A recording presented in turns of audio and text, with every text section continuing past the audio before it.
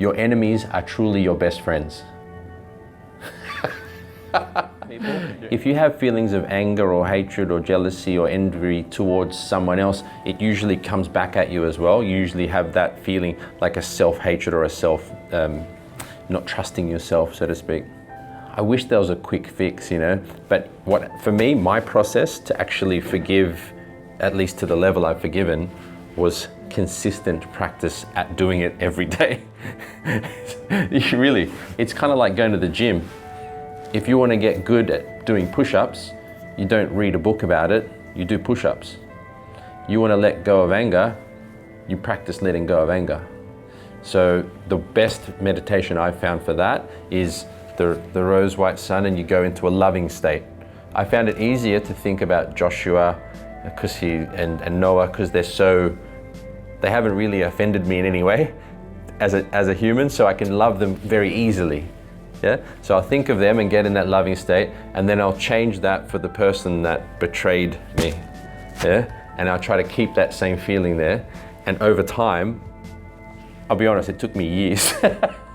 Over years, it went away slowly, but when it did, there was a big shift. It was like, whoa, I felt, it was literally like a sack of potatoes came off my back. And I was like, But others do it faster. I've worked with people that did it in like 3 days, and they're like, I forgive them, I feel better, and their life transformed, So just because it took me, 3-4 years, doesn't mean it'll take you. You're much nicer than me, so probably less for you. I understand the feeling of guilt because you want to protect and care for the people around you. But the problem with guilt is that it's useless.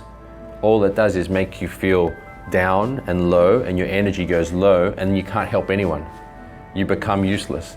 The energy of guilt is very low, right? Compared to the energy of courage or love or peacefulness, because when you feel loving, you have more energy to give, So for me, guilt is just like anger in that it's a low vibration which is playing on separation. It's playing on the concept of, okay, I did this wrong to this person, I should have.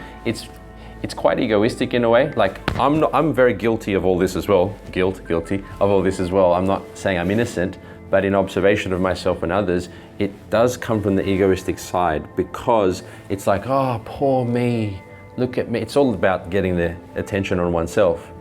It's like being the victim, playing the victim. It happened to me. Everyone wants to get rid of negative emotions and thoughts.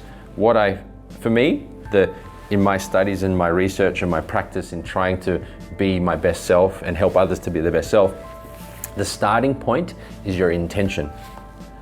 Meaning, what's your highest intention?